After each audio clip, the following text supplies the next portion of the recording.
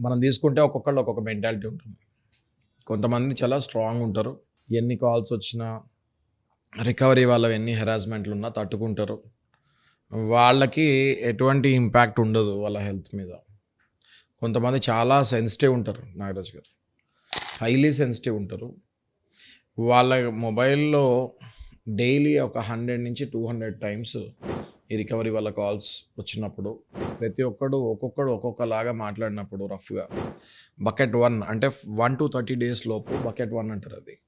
ఈ bucket 1లో collection వాళ్ళు ఇష్టం వచ్చినట్టు మాట్లాడతారు నాగరాజ్ గారు. మాక్సిమం స్క్వీజ్ చేయాలన్నమాట. బకెట్ 1లో టార్గెట్స్ ఎక్కువ ఉంటాయి కలెక్షన్ వాళ్ళకి. ఇది చాలామందికి తెలీదు. బకెట్ 1 అంటే 1-30 డేస్. ఈ 30 డేస్‌లో ప్రెషర్ చాలా ఎక్కువ ఉంటుంది. ఈ 30 డేస్ దాటితే కొంచెం ప్రెషర్ తగ్గుతుంది. అయితే మాక్సిమం పానిక్ అటాక్స్ కానీ, హార్ట్ అటాక్స్ కానీ, డీప్ డిప్రెషన్స్ కానివ్వండి, ఈ 1-30 డేస్ లోపే చాలామంది క్లయింట్స్ ఫేస్ అవుతాం. మేము పర్సనల్‌గా చూసాం. ఎప్పుడైతే వీళ్ళు ఇట్లా పానిక్ అటాక్స్‌కి గురవుతారో చాలామంది హాస్పిటల్స్‌లో కూడా అడ్మిట్ అవుతారు. డిప్రెషన్‌కి వెళ్తారు.